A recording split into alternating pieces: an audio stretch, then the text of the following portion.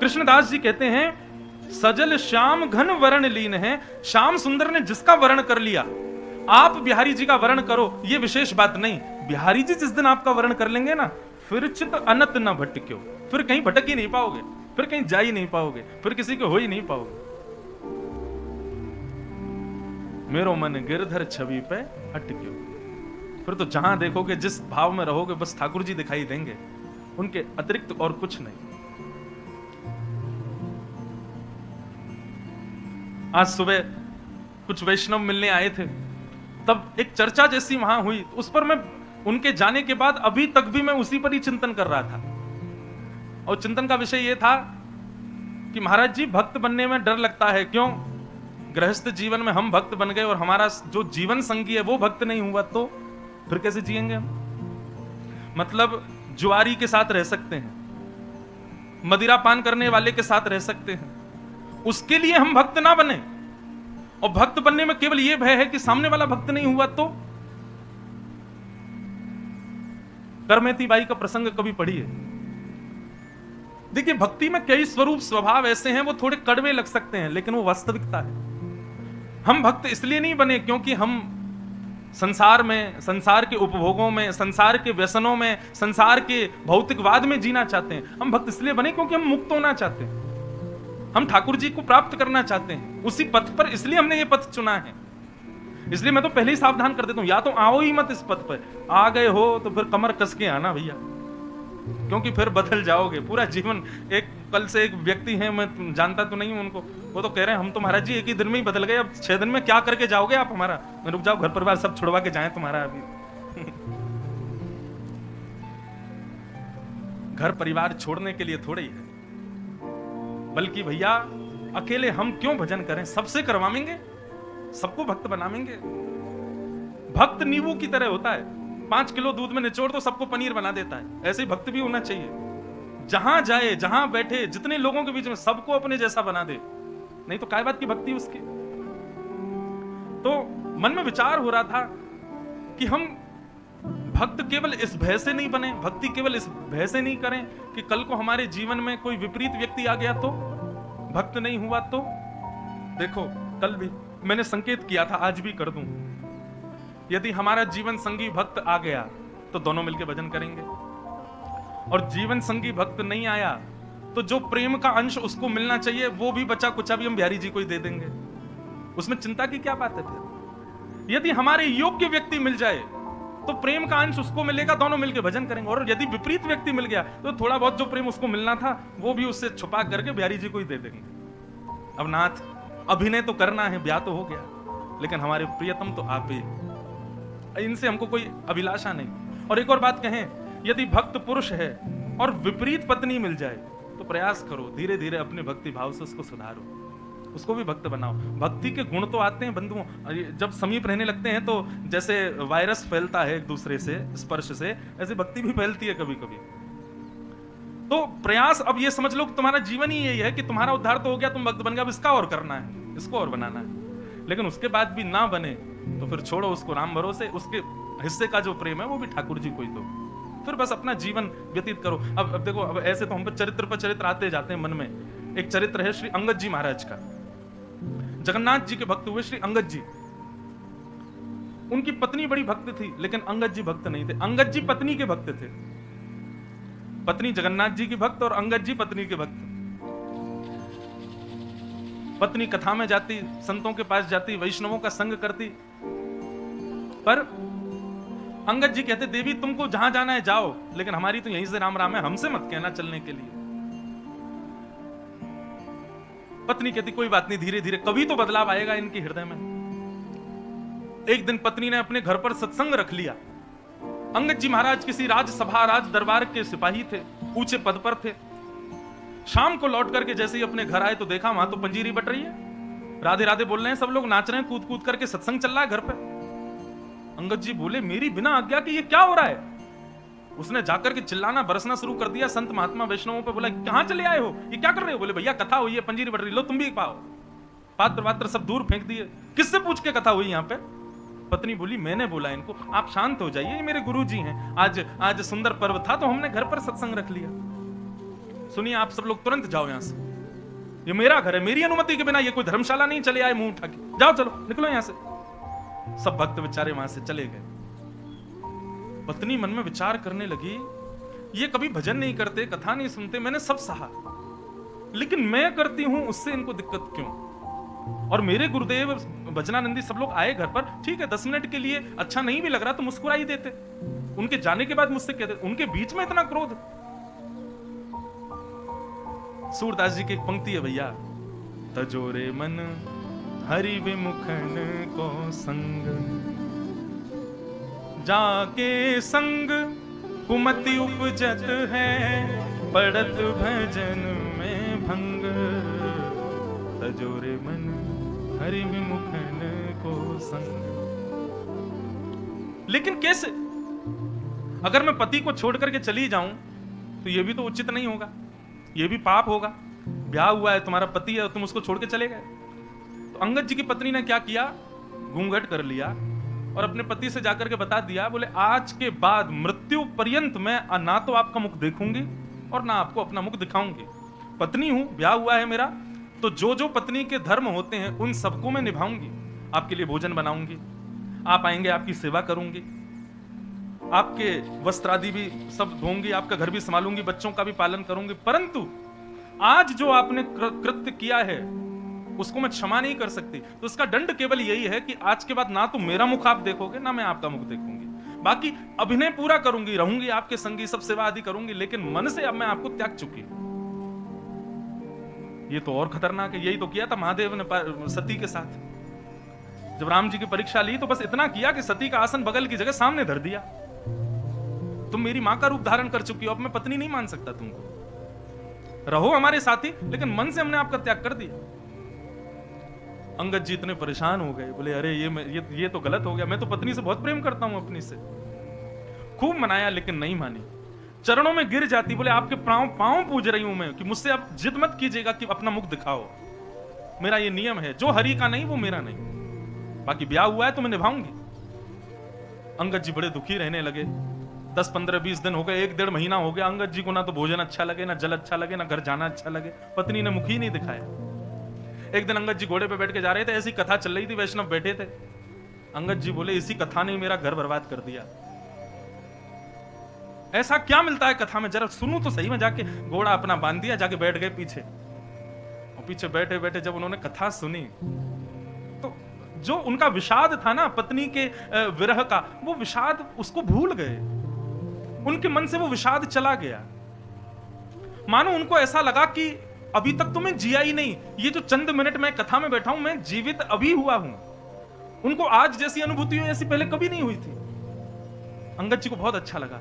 अंगद जी ने वहां किसी व्यक्ति से पूछा, भैया ये कथा कितने बजे शुरू होती है? बोले इतने बजे शुरू होती है। अच्छा ठीक है। अगले दिन अंगद जी समय से आ गए, समय से आकर के बैठ गए, कथा सुनी। 2-3 दिन तक बड़े भाव से कथा सुनी। उसके बाद में अंगद जी आए तो देखा ना तो श्रोता ना वक्ता। बोले किसी से पूछा, भैया यहाँ कथा हो रही थी, कहाँ हुआ? बोले कल 7 दिन हो गई कथा, विश्राम। अच्छा तो 7 ही दिन की होती है? बोले हाँ। भैया उन व्यास जी का पता दे दो जो आए थे अभी। किसी ने पता दिया तो अंगद जी उसके घर पहुंच गए। व्यास जी से जाके बोले आपने, वैसे तो आप जैसे ही एक व्यास जी, उन्होंने मेरा घर उजाड़ दिया, लेकिन अब मुझे पता चला कि मेरी पत्नी को घर कथा से प्रीति क्यों। महाराज आपकी अगली कथा कहाँ होगी, मैं पूरी सुनना चाहता हूँ। व्यास जी ने बताया तो अंगद जी वहां पहुंच गए। अब तो वहां जाकर के उन्होंने पूरी कथा जब सुनी, अब तो उनको और प्रीति हो गई। पहले दिन पीछे बैठे, बीच में आ गए, अगले दिन थोड़े और आगे आ गए, अब तो वो सबसे आगे कोने में बैठ जाएं और नेत्र बंद करके 4 घंटा पूरी कथा सुने। एक बार उसी नगर में कथा हुई जहां अंगद जी रहते थे। अंगद जी महाराज कथा सुनने के लिए गए। जैसे ही कीर्तन प्रारंभ हुआ तो भाव विभोर नेत्रों में खड़े होकर नृत्य करने लगे। वहीं पत्नी भी बैठी थी कथा में दूर। पत्नी ने भी कीर्तन सुना। कीर्तन सुनते हुए जैसे ही दृष्टि पड़ी, बोले नाच कौन रहा है? और जैसे ही मुखमंडल देखा, बोले अंगद जी, ये मेरे पतिदेव यहाँ नृत्य कर रहे हैं कथा में। आंखें मीड़ करके देखा, बोले कहीं कोई स्वप्न तो नहीं है, मेरे पतिदेव का कथा से कब से संबंध हो गया। उस दिन चले गए। दूसरे दिन पत्नी ने फिर गौर किया तो देखा अंगद जी तो भाव विभोर नेत्रों से सजल अश्रु बह रहे हैं, भाव से कथा सुन रहे हैं। किसी से पूछा, पत्नी ने बोले इनको जानते हो? बोले हाँ ये अंगद जी हैं, अरे बड़े रसिक हैं, वहां कथा में भी आए थे, उस कथा में भी आए थे। भैया ये तो हर कथा में आते हैं और बड़े भाव से कथा सुनते हैं। पत्नी बोली अब ये हरि सन्मुख हो गए हैं, बड़ी कृपा कथा की हो गई कि हमारे पति को भी अपनी ओर ले लिया। आज जैसी अंगद जी कथा सुन के घर लौटे तो पत्नी ने अपना घूंघट ऊपर कर रखा था। अंगद जी महाराज आते ही बोले, देवी मैं आ गया हूं, घूंघट कर लो। पत्नी बोली, नहीं अब घूंघट की जरूरत नहीं है। क्यों? बोले, क्योंकि अब आप हरि सन्मुख हो गए हो, अब आपको कथा से, सत्संग से, ठाकुर जी से प्रेम हो गया है। तो आप जब परिवर्तित हो गए तो मैंने भी अपना नियम तोड़ दिया कि अब आज के बाद मैं आपसे मुख नहीं छुपाऊंगा। लीजिए, देख लीजिए मेरा मुखमंडल। अंगद जी बोले, देवी एक बात सत्य बोलूं, बुरा तो नहीं मानूंगी? बोले, हाँ बोलो। बोले, पहले तुम मुझे बड़ी बढ़िया लगती थी, तुम्हारे रूप को देखने में मुझे बड़ा आनंद आता था, पर जब से मैंने श्याम सुंदर के बारे में सुना, श्री जी के बारे में सुना, किशोरी जी के बारे में सुना, विश्वास मानना तुम केवल दृष्टि में सुंदर हो, वास्तविक सुंदरता तो हमारे श्यामा श्याम की है। अब तो उन्हीं को देखने की इच्छा है, अब इन नेत्रों से तुमको देखने की इच्छा नहीं हो रही, क्षमा करो मुझे। पत्नी बोली, मैं वारी जाऊं आप पे, अब तो मेरा मन हो रहा है कि बस अब मैं और आप दोनों संग ही भजन करेंगे और संग ही श्यामा श्याम के दर्शन करेंगे। ऐसे श्री अंगद जी का चरित्र। आगे और भी बहुत बड़ा चरित्र फिर किसी दिन सुनाऊंगा। परंतु बंधुओं, ये बात उन लोगों के लिए जो भयभीत होते हैं, भक्त बनने में काय को भयभीत हो रहे हो? क्यों? कल को भक्त नहीं मिला तो, हमारा जीवन संगी भक्त नहीं हुआ तो, अरे नहीं हुआ तो उसके अंश का प्रेम भी ठाकुर जी को दे देंगे, और नहीं तो ठाकुर जी की इच्छा होगी तो उसको भी भक्त बना ही देंगे ठाकुर जी। बाकी भैया हमने तो अपने लाल जी से कह रखा है, अपने ठाकुर जी से, ठाकुर जी तुम्हारी 3 समय की रोटी चलती रहे, हमारी कथा चलती रहे, यदि आप ऐसा चाहते हो तो ऐसी ही लाना, नहीं तो हमारी कथा छूटे, आपकी सेवा छूटे, ऐसी मत कर दियो। तो ऐसे ही अपने ठाकुर जी से प्रार्थना किया करो। तो भैया वैष्णव भक्त बनने से अपना ही नहीं सबका कल्याण, भक्ति के पथ के पथिक बन गए तो आप सबका कल्याण करोगे, अपना ही नहीं। धर्म प्रोजित कई तवोत्र परमो निर्मत्सराणाम सताम वैद्यं वास्तवमत्र वस्तु शिवदं तापत्रयोन्मूलनम् श्रीमद्भागवते महामुनिकृते किं वा परैरीश्वरः सद्यो हृद्यवरुध्यते त्रिकृतिभिः शुश्रूषुभिस्तत्क्षणात्। बंधुओं, 4 बातें हैं भागवत के श्रोताओं को जो समझनी है। पहला, भागवत का विषय क्या है। दूसरा, भागवत का अधिकारी कौन है। तीसरा, भागवत सुनने से हमारा किससे संबंध होगा। चौथा, भागवत सुनने का, कराने का प्रयोजन क्या है। ये 4 बातें ध्यान से सुनो। तो सबसे पहले भागवत का विषय क्या है। भागवत सुनने से बहुत ज्ञान हो जाता है, भागवत सुनने से पाप नष्ट हो जाते हैं, भागवत सुनने से हमारे पितृ मुक्त हो जाते हैं, भागवत कराने से जीवन के सारे अनिष्ट नष्ट हो जाते हैं। ये सब बातें कहने की हैं बस। वास्तविकता भागवत सुनने का विषय क्या है ये सुनिए। धर्म प्रौजित कई तवोत्र परमो। भागवत सुनने के बाद, कथा सुनने के बाद आपके हृदय में परम धर्म करने की इच्छा प्रकट होगी। परम धर्म किसे कहते हैं? धर्म और परम धर्म 2 बातें। धर्म का मतलब जो केवल हम अपने सुख के लिए, अपने परिवार के लिए करते हैं वो सब धर्म है। आप व्यापार करते हो ये धर्म है, आप नौकरी करते हो ये धर्म है, 3 समय की रोटी मिले उसके लिए मेहनत करते हो ये धर्म है, आप सुबह समय से जाकर के दुकान खोलते हो, रात्रि लौट के घर आते हो ये धर्म है, पत्नी की सुध लेते हो, बच्चों का ध्यान रखते हो, ये सब धर्म है। परंतु इसमें अपने देह और दूसरे के देह के सुख का विचार है, वही धर्म। पर परम धर्म में देह नहीं, आत्म कल्याण की भावना होती है। समझ में आ रही है बात? धर्म का मतलब केवल इतना कि 4 लोगों में मेरा यश कैसे हो, कीर्ति कैसे हो, वैभव कैसे हो, मैं नाम प्रतिष्ठा यश कैसे प्राप्त करूं, सत्कर्म पर कैसे चलूं, धर्म निष्ठा से कर्म कैसे करूं, ये सब धर्म कहलाते हैं। यहां यश वैभव कीर्ति प्राप्ति के लिए जो आपने कर्म किए वो सब धर्म, पर ठाकुर जी के हृदय में आपका नाम पहुंचे उसके लिए जो आपने कर्म किए वो परम धर्म। अब समझ आया परम धर्म का मतलब क्या है? अभी आप कथा में बैठे हो, 2 बजे से यहां बैठे हो, और जब तक आप यहां बैठोगे बताओ ये धर्म कर रहे हो कि परम धर्म कर रहे हो? ये परम धर्म है, क्योंकि आपके शारीरिक सुख का यहां कुछ भी नहीं है। नीचे बैठे हो या ऊपर भी बैठे हो, तो भगवान गीता में कहते हैं सबसे कठिन 2 काम है अर्जुन संसार में। पहला, खुद पढ़ना बिना किसी की सहायता के, ये कठिन है, अध्ययन स्वाध्याय। और दूसरा सबसे कठिन काम है अर्जुन, बहुत देर तक चुप रह करके किसी और को सुनना। बहुत कठिन काम है। आप सब लोग लगभग जब से हम आए 2:30 बजे से आप सब मौन ही हो, चुप ही बैठे हो, और 6, 6:30 बजे तक कथा चलेगी, तब तक चुप ही रहोगे। तो यहां पर आपके शरीर को कोई लाभ नहीं है। यहां पर आपका शरीर पतला हो रहा है या पुष्ट हो रहा है या उसकी योग्यताएं हो रही हैं, ऐसा कुछ नहीं है। यहां शारीरिक सुख का कोई विचार नहीं है। आप जितनी देर यहां बैठेंगे उतनी देर केवल मानसिक और बौद्धिक विकास ही होगा, आत्मिक विकास ही होगा, विचारों का विकास ही होगा। इसलिए यह परम धर्म है। जहां शारीरिक विकास और व्यवहारिक विकास पुष्ट होते हैं वो धर्म, और जहां बौद्धिक, मानसिक और आत्मिक विकास पुष्ट होते हैं वो परम धर्म। अच्छा, एक बात और, गिरिराज जी की परिक्रमा, बताओ ये धर्म है कि परम धर्म है? क्या है? परम धर्म है। क्यों? क्योंकि शारीरिक सुख तो नहीं मिलता, हाथ पांव बेचारे बोल जाते हैं। हाँ, एक और बात, परिक्रमा लगाने के पीछे उद्देश्य क्या है, उससे आपका धर्म और परम धर्म व्यवस्थित होगा। उद्देश्य यदि ये है कि भरतपुर में हमारा घर बन जाए, भरतपुर में हमें प्रॉपर्टी मिल जाए, या आदि आदि व्यापार के, तो वो धर्म ही है। लेकिन उद्देश्य क्या है? गोवर्धन गिरधारी जी सुध लेना हमारे, ध्रुव तारे प्रहलाद उबारे, सब ही तुमने पार उतारे, अब आई हमारी बारी जी सुध लेना हमारी। आपने ध्रुव प्रहलाद को भी उबार दिया ना, अब हमारी बारी है, हम पर कब कृपा करोगे? यदि इस भाव से गिरिराज जी की परिक्रमा लगाई गई है तो वो धर्म नहीं है, वो परम धर्म है।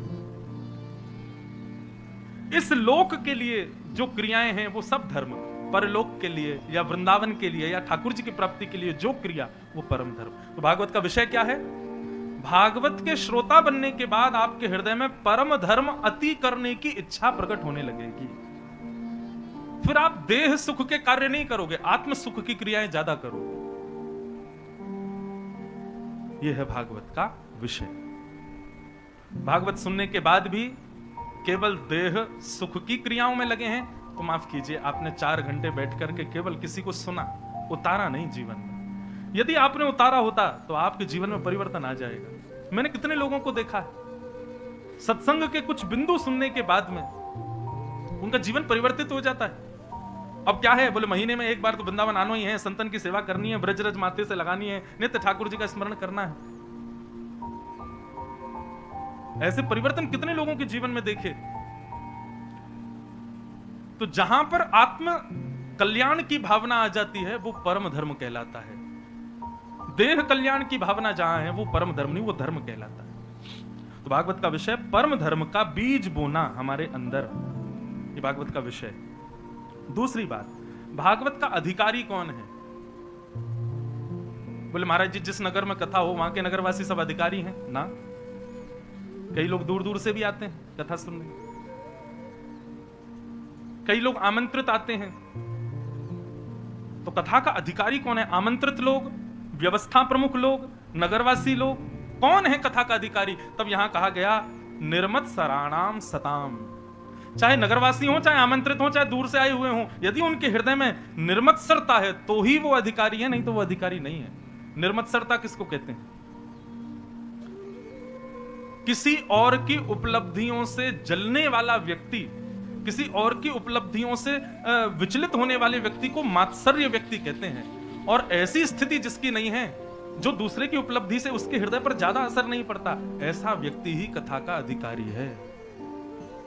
हम तो इसका एक प्रमाण दें, 7 दिन कथा सुनना और देखो, चाहे कितना भी छुपा लो, हमको सब पता है, हर व्यक्ति का कोई ना कोई वो जरूर होता है जिससे उसको ईर्ष्या हो जाती है। हम सबके जीवन में एक ना एक व्यक्ति ऐसा होता है जिससे हमको कभी ना कभी ईर्ष्या होती है, कभी ना कभी उसके प्रति द्वेष भाव आता है, उसकी उपलब्धियों से हमको ज्यादा प्रशंसा नहीं होती। तो हमारी कई एक बात मानना, 7वें दिन 15 तारीख को जब यहाँ कथा पूरी हो ना, कथा का प्रसाद पाने के बाद में शाम को उसी व्यक्ति से मिलने जाना। यदि उसको देख करके अब भी आपके हृदय में कुछ जलन जैसी अनुभव हो तो समझना अभी कथा हमने नहीं सुनी, लेकिन उसको देख करके अब आपके हृदय पर कोई पीड़ा ना हो, आपके हृदय में कोई विचलितता ना हो, उसकी उपलब्धि देख करके आपके हृदय में किसी भी प्रकार की अब जलनशीलता ना होती हो, तब फिर बिहारी जी को जाके धन्यवाद के आना। जय हो बिहारी जी, आपने बड़ी कृपा की, कथा हमारे जीवन में आ गई तो हमारे हृदय से मात्सर्य दोष नष्ट हो गया। समझ में आई बात? तो 7वें दिन 15 तारीख को एक बार चेक कराना सब लोग कि कथा हमारे भीतर आई है कि नहीं। कथा आई होगी तो मात्सर्य दोष नष्ट हो जाएगा, कथा नहीं आई होगी तो अभी भी मात्सर्य ही होगा, दूसरे से जलना, दूसरे के प्रति ईर्ष्या। आजकल व्यक्ति अपने दुख से कम दुखी है, दूसरे के सुख से ज्यादा दुखी है। वो इतना सुखी क्यों, वो इतना सुंदर क्यों, उसके पास इतना धन क्यों, उसके पास इतनी प्रॉपर्टी क्यों, उसका इतना नाम क्यों, उसका इतना यश क्यों, हर बात से हम चिढ़ रहे हैं। ये ज्वलनशीलता, इसी को ही मात्सर्य दोष कहते हैं। और ये मात्सर्य दोष भागवत से नष्ट होता है। यदि नष्ट नहीं हुआ तो इसका मतलब क्या है? डॉक्टर दवाई दे और फिर भी रोग दूर ना हो, डॉक्टर बोलेगा यार 1 हफ्ते का कोर्स कराया था, रोग तो दूर होना चाहिए, फिर भी क्यों नहीं हुआ? दवाई ले रहे थे समय से, बोले हाँ आपने कहा था सुबह शाम भोजन के बाद लेनी है, ले रहा था मैं। भोजन क्या करते थे? बोले पूड़ी कचौड़ी आलू की सब्जी, और महाराज कभी, अब यहाँ के तो हलवाई नहीं पता, हमारे वृंदावन में तो क्या मिलता है सुबह, बेड़ई कचौड़ी बढ़िया घी में डाल करके पा रहे थे महाराज। डॉक्टर बोले अरे परहेज तो करना था, परहेज तो किया ही नहीं तुमने, दवाई से काम थोड़ी चलेगा। तो इसी प्रकार भैया कथा है दवाई, और कथा में बताए गए जितने भी भाव हैं वो सब हैं परहेज। परहेज नहीं करोगे, केवल कथा सुन जाओगे तो रोग दूर थोड़ी होगा। तो रोग दूर हुआ है कि नहीं एक बार देख लेना 7वें दिन। ईर्ष्या यदि नष्ट हो गई हो, द्वेष यदि नष्ट हो गया हो, तो समझिएगा कि हमने औषधि और परहेज ढंग से किया। अब कोई वर्जिश करने जिम तो रोज जा रहा है, अखाड़ों में रोज जा रहा है, उठा करके महाराज वो क्या बोलते हैं वेट, अपनी वर्जिश तो खूब कर रहा है, लेकिन घर पे आके आलू के पराठे खा रहा है, घी उड़ा रहा है, मक्खन खा रहा है, परहेज बिल्कुल भी ना करे तो उसका जाना व्यर्थ नहीं है। ठीक उसी प्रकार भैया यहाँ बताई गई भाव जो है ये परहेज है, और कथा जो है ये औषधि है। औषधि लो और संग में परहेज करो, तब रोग निवृत्त होगे। और रोग की निवृत्ति मैंने बता ही दिया है कैसे पता करना है कि रोग निवृत्त हुए कि नहीं। दोष आपका संग बिना आपके प्रयास से छोड़ दें।